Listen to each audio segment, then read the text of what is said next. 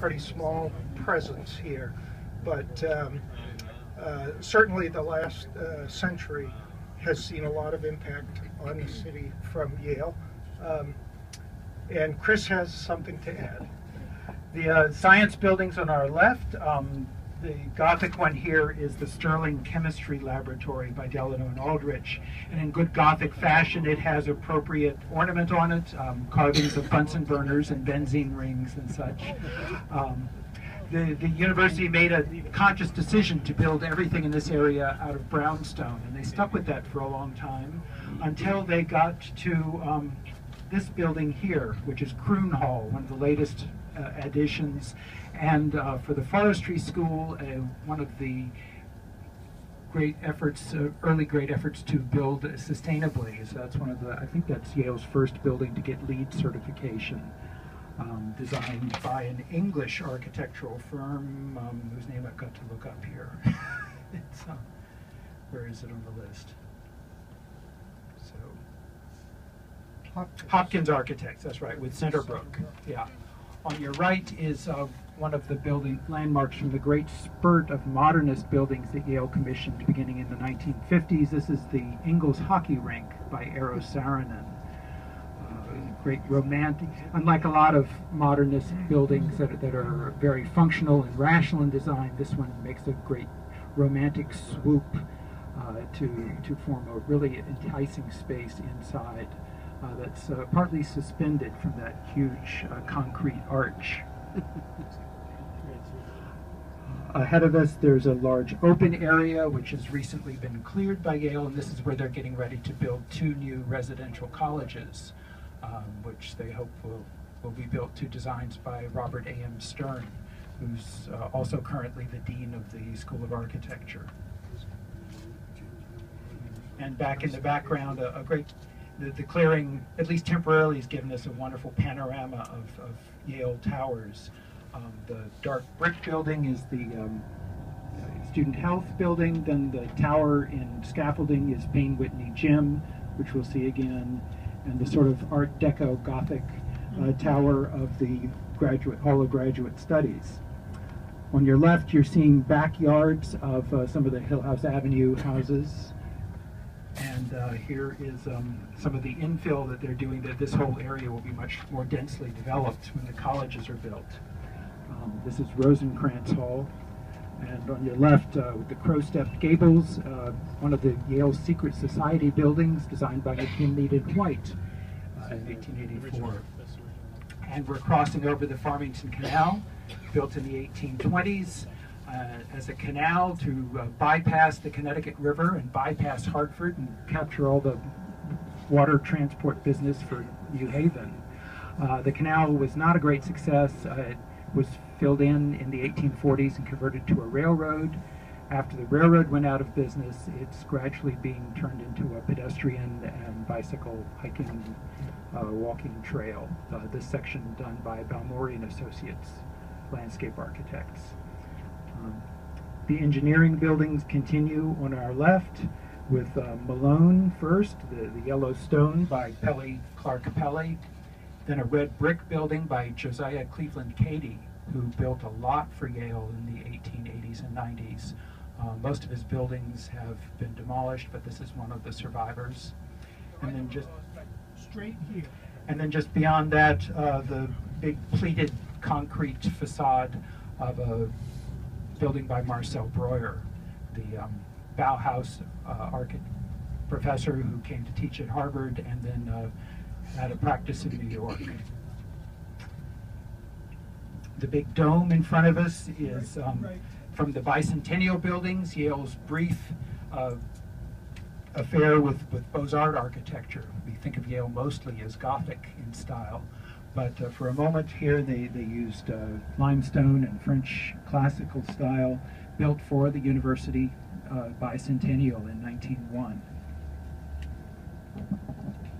As we go around the corner, on your right is the National Historic Landmark Grove Street Cemetery, first established in 1797, one of the very first planned municipal cemeteries not religiously affiliated. And in the 1840s, it was enclosed with the cast iron fence that you see and the brownstone walls in an Egyptian style motif, with these famous gates designed by Henry Austin, our locally famous, I like to say, first postmodern architect of early 19th century, who had a lot of fun playing with a lot of different kinds of styles. There are many, many important Yale affiliated and other individuals resting in the cemetery there. We're continuing past, we've passed the law school and the Hall of Graduate Studies. On your left now are Stiles and Morse colleges, also by Eero Saarinen, a modernist reinterpretation of Gothic architecture. And in front of us here is Payne Whitney Gymnasium by John Russell Pope, massive. A lot of the Yale buildings were designed by James Gamble Rogers. We'll see some of his work later. He's very romantic and sometimes even playful in his designs. Pope is much more serious and austere, even when he's being Gothic. It's a bit difficult to see behind all the scaffolding, though. The concrete pavilion there on the left is part of a recent renovation of Stiles and Morse by who did it? Kieran Timberlake, adapting some of the dormitories and also providing a new entryway into the basement where they have recreational spaces. This is the corner of Broadway, where it splays out into three major thoroughfares named Dixwell, Gough, and Whaley, in memory of the three regicide judges who took refuge in New Haven after Charles II was restored. These were the three of the judges who had signed the death sentence for Charles I. And they came and hid here for a while, hid up on top of West Rock under a rock formation that's called the Judge's Cave. And Dixwell, I guess it was, lived here for some time under an assumed name. It's also the most confusing intersection in New Haven.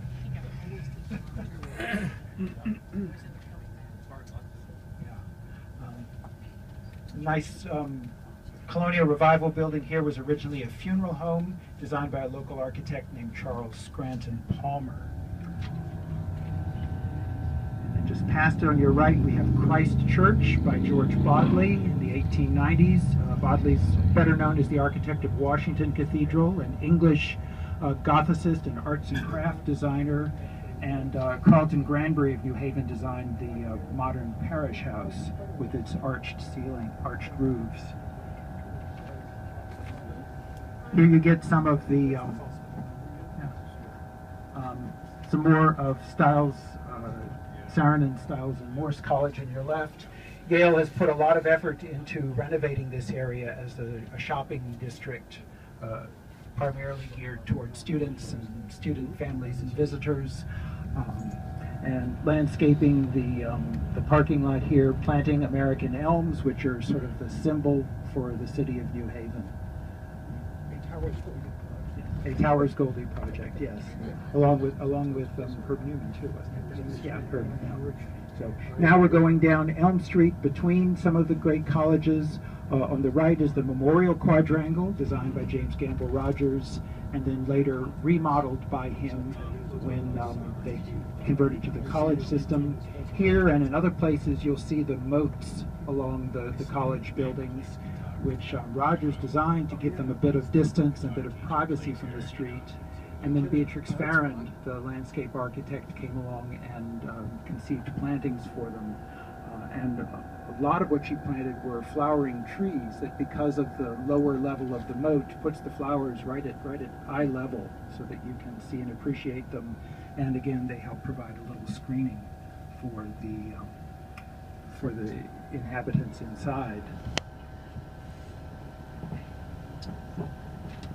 I haven't been paying attention to everything Chris has said, so forgive me if I repeat this, but Yale has just completed a huge, hundreds of millions of dollars renovation of all these residential college projects, and in their foresight designed and built a swing dorm, essentially a full-size dorm complex, which we passed over near Payne Whitney, so that each residential group renovation project could go for 15 months. They'd have a summer, a full academic year, and the next summer, as opposed to trying to do all this renovation work just during summers and vacations. And the plan worked out over 14 years to do 12 college renovations at a modest cost of having an additional dorm complex, which they were left with at the end of it.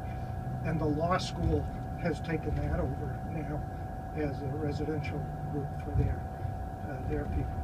We're passing the green laid out in 1638, with now occupied by 3 famous churches. Chris can fill you in on the details, but interestingly, the churches were all built within about a 5-year period, the very beginning of the 19th century, and they've since become real landmarks in the center of the green space. It's a common land held in trust, used for all kinds of public events, but in fact, from this angle, we're viewing what was a large burial ground.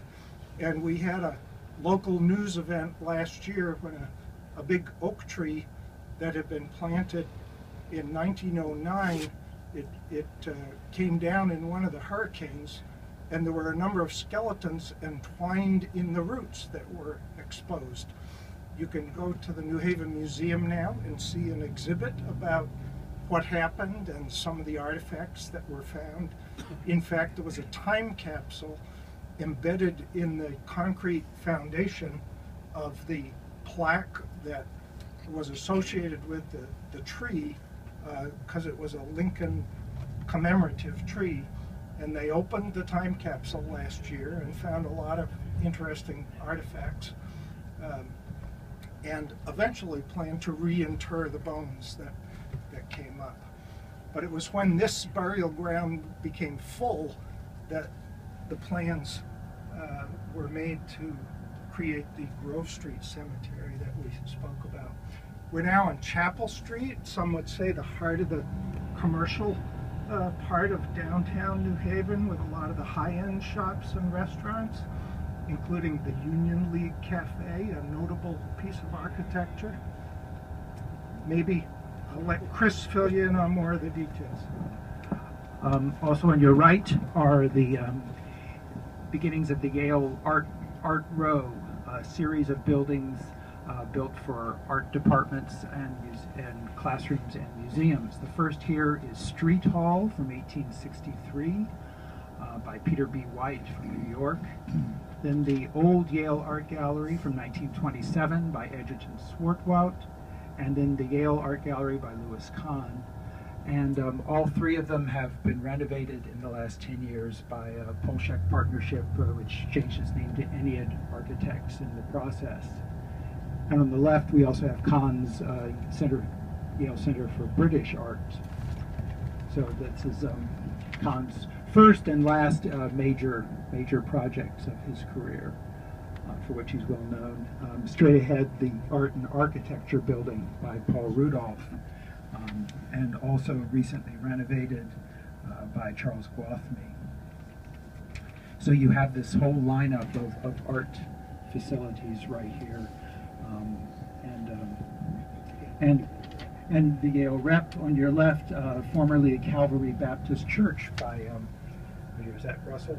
Yeah, Rufus G. Russell, who's one of Henry Austin's proteges and students. The commercial area continues. On the left, the modern facade with the marble is the former Jewish Community Center by a local architect named Charles Abramowitz, and Khan helped him design the facade, and it was converted a few years ago to the School of Art, so that the Art and Architecture building is really only architecture now. On this street, you get a bit of old downtown New Haven. You can see sort of a mixture of 1870s and 80s kind of houses with early 20th century beginnings of apartment buildings moving in, and some commercial buildings as well. One very interesting sort of art moderne facade there with the very shallow relief line and the narrow striations in the concrete. We're also seeing on your left some of the beginnings of the urban renewal era work in New Haven. New Haven was a national leader in urban renewal with famously more federal funding per capita than any other city in the country, and a very ambitious program of commissioning, again, plans and buildings from major architects, a very architecturally ambitious program. But you can see tearing down the sort of neighborhood that we've just come through in the last block and building these great high-rise apartment buildings with parking lots and landscaping around them to clear out what was perceived as slums, to provide better quality housing, and to make the city a modern, progressive facility to welcome its other people and its inhabitants. Let's see. We're also approaching the area where the Oak Street neighborhood was completely demolished and a highway begun. It was to reach out from the harbor towards the valley, and became known as the Oak Street Connector. It was built for a few blocks and then stopped and never built, and the land sat empty for several decades, and now they're beginning to build on it. We've just passed on the right Crawford Manor, a high-rise elderly home by Paul Rudolph. Here we've got this is the connector area, which is being redeveloped at this end with medical research facilities connected to the hospital, which we're getting close to. On your right, the Pfizer Clinical Research Center by SLAM. On your left, Park Street Clinical Lab by Benish and Partners with the local firm of Spiegels and Partners. And on your left, coming up in the next block, will be the Smilo Cancer Center. But Channing knows more about the hospital area than I do, so I'll let him talk now.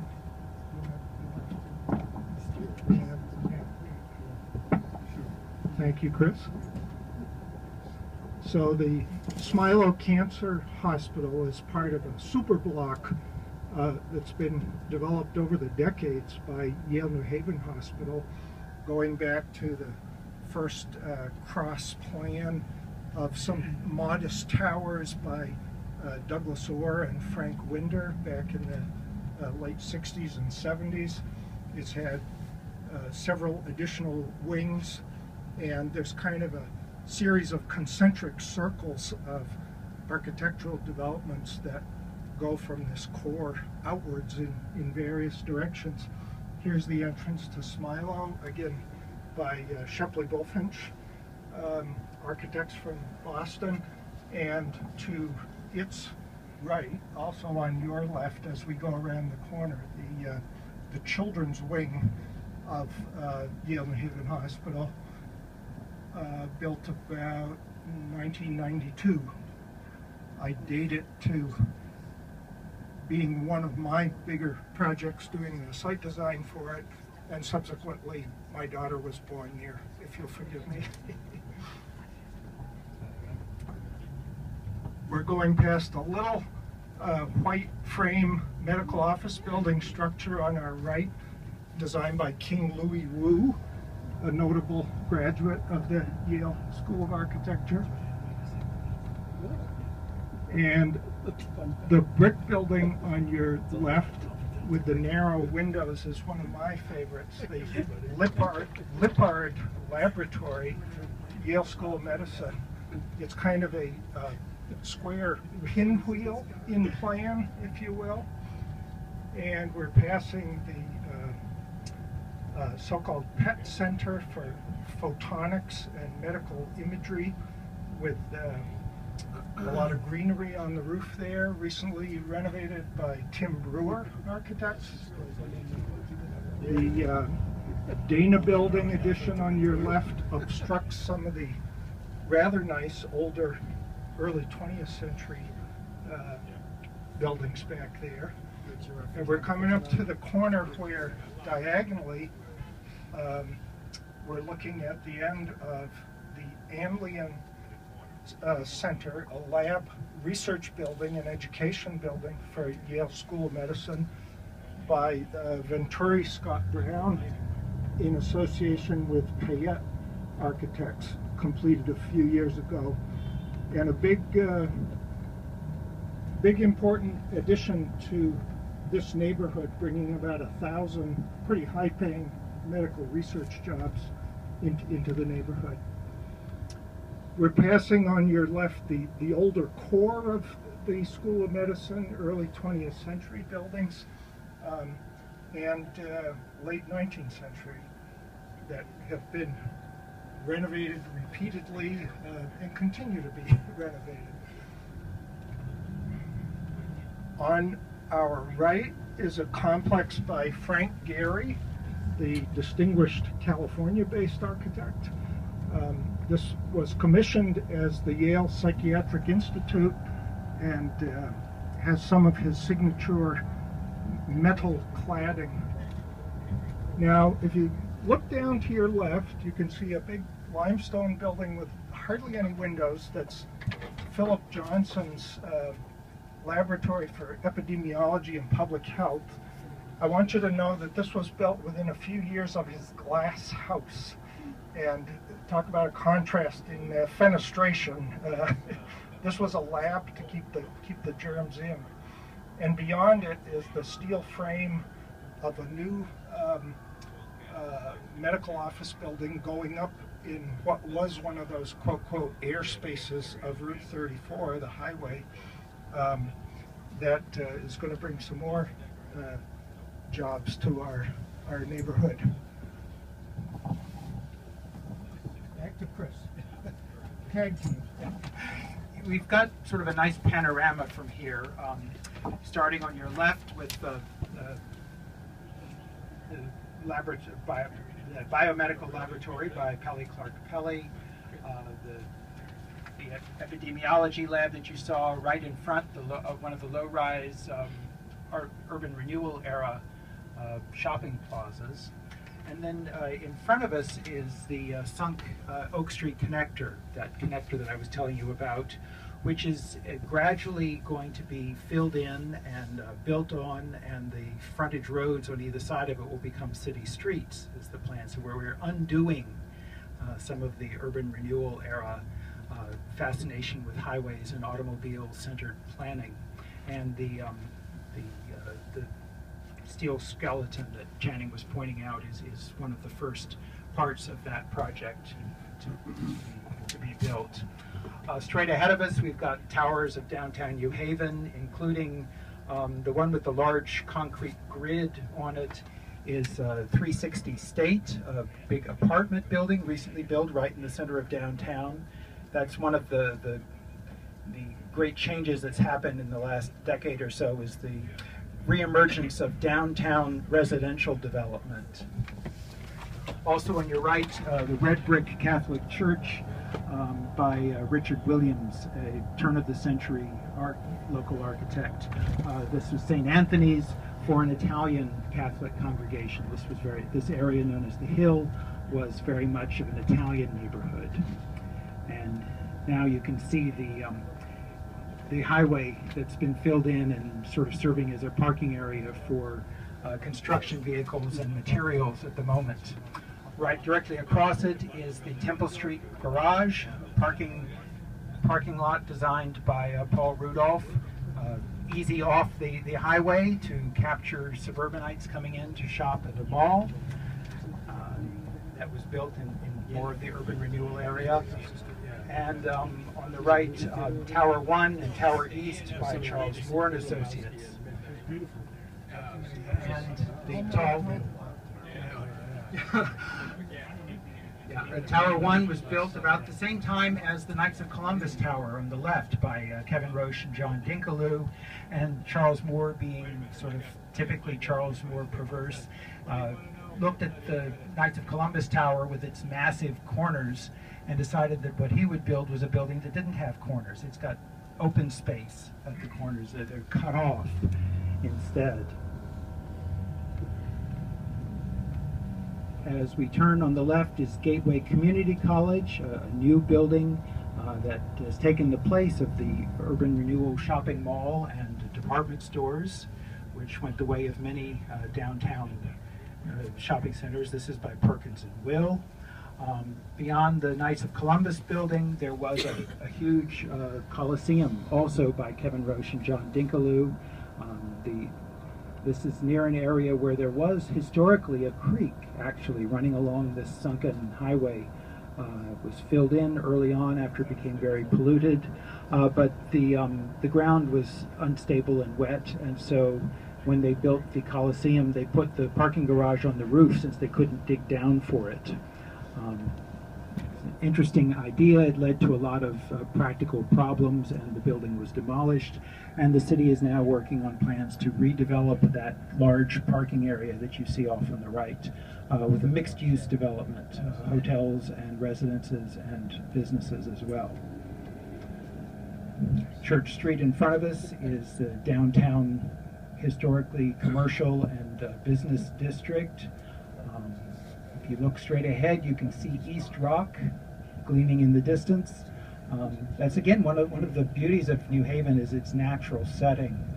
This wide plain with great cliffs of reddish trap rock on either side. It's not often that you have heights like that next to a harbor, a waterfront location. So it gives New Haven a great setting.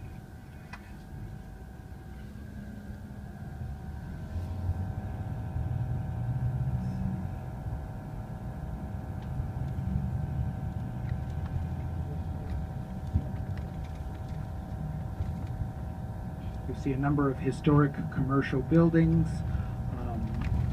The Ninth Square area off to the right here was sort of the last major sort of neighborhood-wide renovation project done in the late 80s and early 90s. Instead of demolishing the neighborhood as they might have done in the 1950s, it's got a lot of renovation of buildings and new infill design. It was developed by McCormick Barron from St. Louis with a lot of the architecture by Herbert S. Newman, a local architectural firm, and Smith Edwards from Hartford did a lot of the renovation of existing buildings in that project. On your left you see the Chapel Square Mall, built for downtown shopping in the urban renewal era by Douglas Lathrop, with one office tower and one hotel tower rising up above it. A few years ago, the mall was redeveloped so that the stores open out to the streets again, rather than turning a blank wall to the street and opening inside to the mall.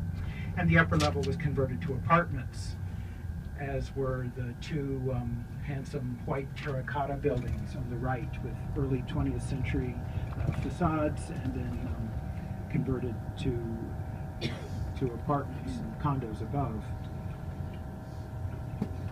And now we're coming back to the green again. On your right is the Exchange, one of New Haven's early commercial buildings. This was built in 1832 and renovated in 1989.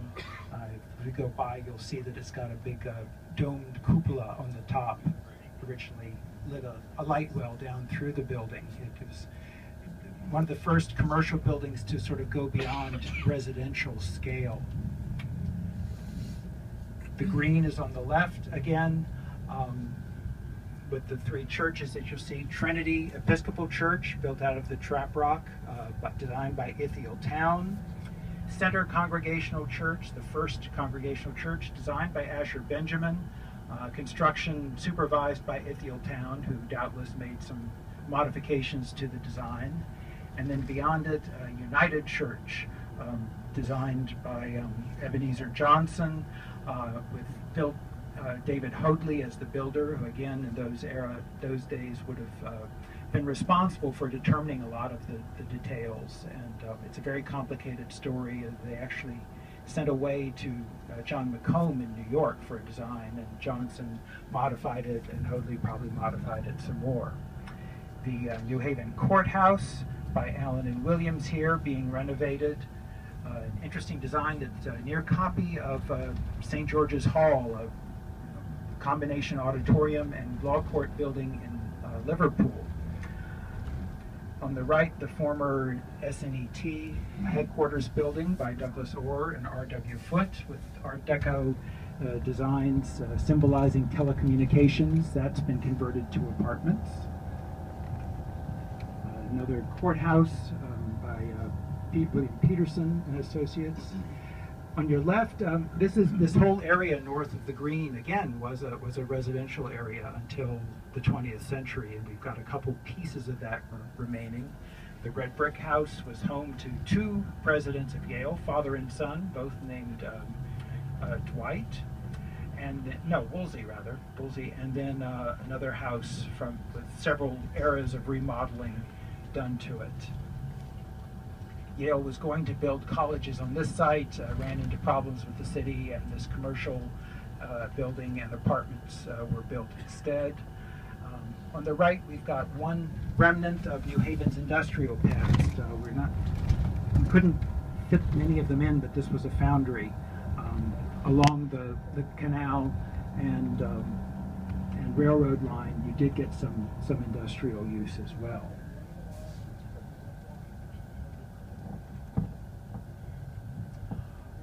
On your left here is another of the Yale Secret Society buildings.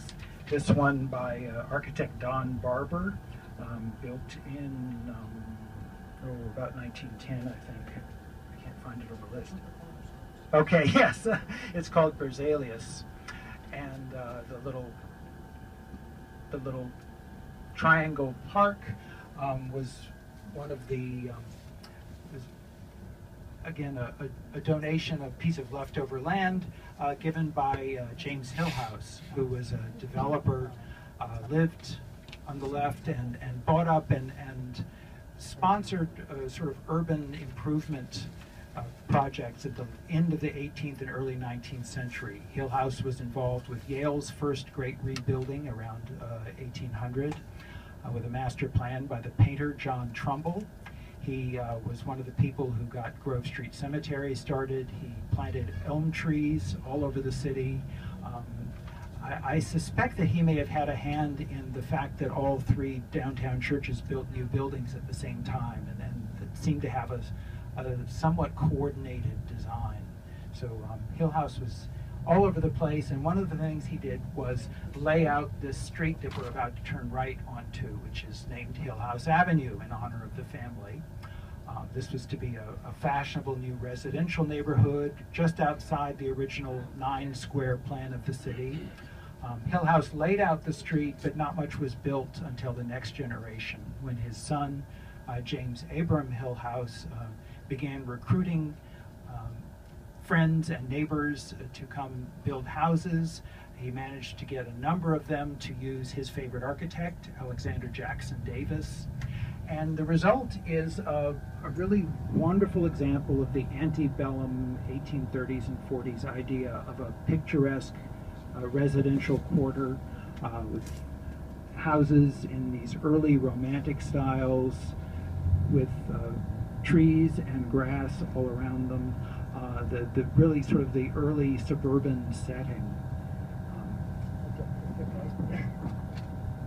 I'll just add that Yale owns all of these 14 mansions now, all within this National Historic District. They're mostly used for faculty offices and classrooms, although some are residences, including the president's residence that is under construction on your right that we just passed.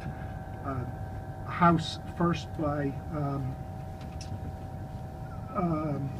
Russell Sturgis in 1871, built for Henry Farnham, one of the early investors in the canal and railroads. Farnham built the Rock Island Railroad from Chicago down through the Midwest, came back here with his fortune and decided to build himself a house here. And eventually the family gave it to Yale to be a presidential home. The first Yale president said he didn't want anything to do with that old Victorian style and had it converted to be kind of a Georgian revival. So it's been interesting to be working on it the last year as we've found old drawings and opened up the archives, and we're trying to decide which period to put which doorknob in which room there. We're coming back to Whitney Avenue with the Peabody Science Museum on your left in its Gothic style. Chris told me the other day that is in fact cast concrete on the front of it there. And on the other side, the brand new latest Yale edition, the School of Management. I wasn't going to mention any prices, but the word has gotten out on that one. It's on the order of $243 million, and I think it's about 242.5 square feet, 100,000 square feet, so do the math. We're back looking at Yale's Science Hill, again the former Hill House property, and we're just about back to the Masonic Temple, which is another spectacular building, which those of you who've not been inside yet are going to have a real treat seeing some of the interior rooms when the program continues.